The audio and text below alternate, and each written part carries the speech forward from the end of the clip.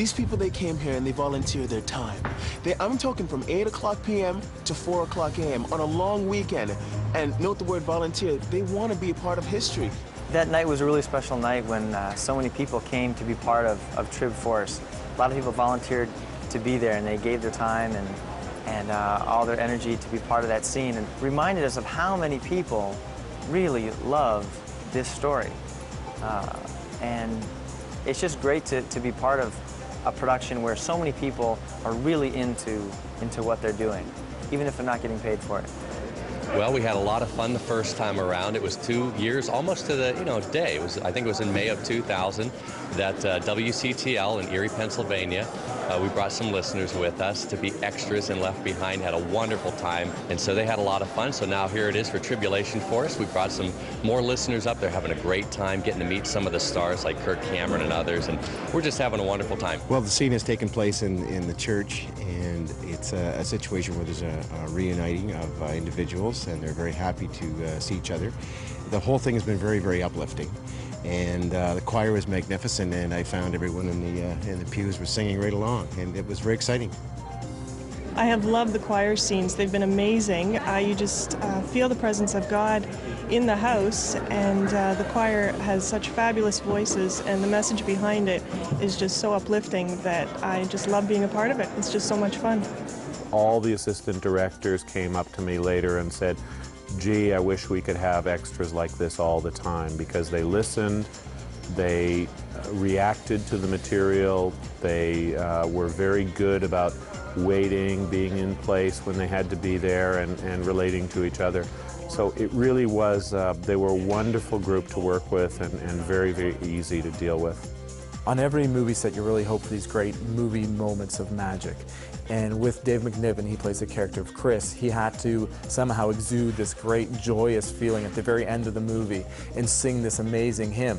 Problem is, he didn't know the words, and we didn't have a choir there to sing along with him. As the camera starts rolling, all of a sudden we hear this great deep bass voice start singing, and it's Mark Bradley Morrow. He's a DJ from Erie, Pennsylvania, and he just felt the spirit move within him, and he had to sing this hymn, and he starts singing along, and you could just see the genuine joy show up on Dave McNiven's face, and he just starts picking along. The chorus comes up, and he's singing along with everyone else, and the rest of all the extras join in, and you just feel the goosebumps running up your arm.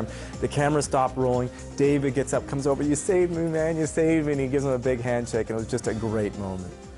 The Left Behind book series by Tim LaHaye and Jerry B. Jenkins is one of the most successful book series of the 21st century. And the Left Behind movies have created the same loyal following. These end times prophecy books and films are almost unprecedented in their popularity and have broken down the conventional boundaries between Christian and non-Christian audiences around the world.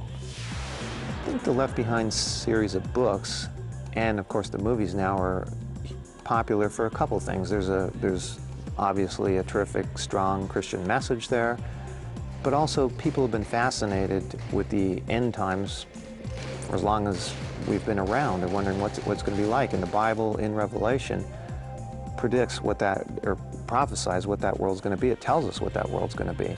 It's a subject that people are very interested in because of the reality of the world that they live in right now. And we're just trying to bring those stories to life on film. And there's always been an intrigue spiritually about what comes next. But I think there's a heightened awareness and definitely an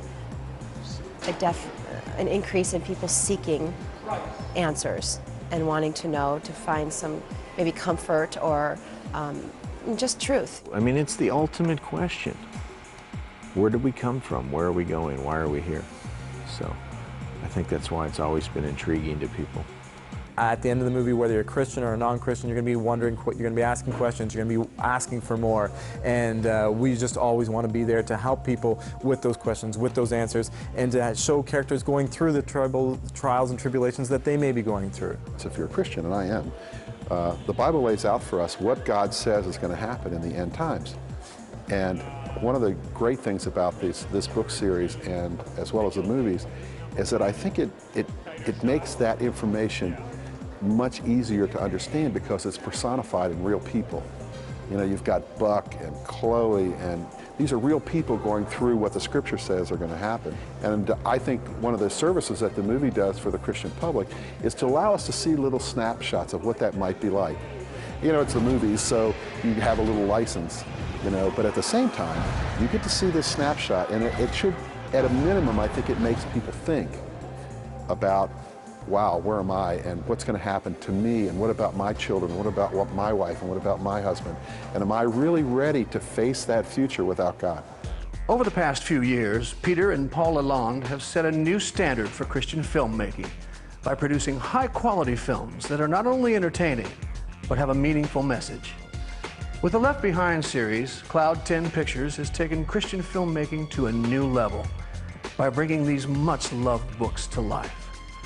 Cloud 10's goal is to continue to produce Christian films that are as entertaining as anything Hollywood has to offer, but with a spiritual message that resonates with today's Christian audiences.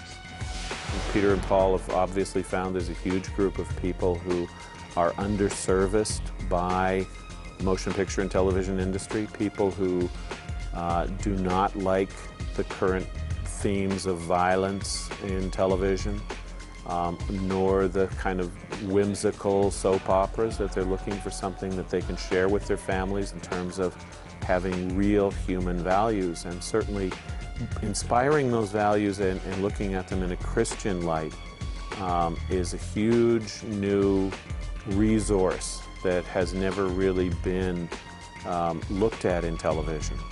I really feel comfortable working with Cloud 10 Pictures because of what they stand for. It is a company that has said, yes, we're going to make faith-based movies. These are movies that are unapologetically Christian. We're going to have Christian heroes. We're going to have characters that get through a great deal of problems and trials and all the hurts and angers that comes with being human.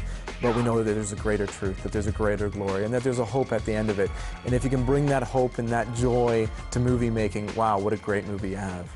What I'd like people to take away after seeing this film is the sense that you're never alone. You know, there's always somewhere you can turn, and even in your, you know, this sounds so scripted, but I mean it, even in your darkest moment, there's someone there to say, you know what, tomorrow's a new day, and you know, we can do this, and there's never a sense that all is lost.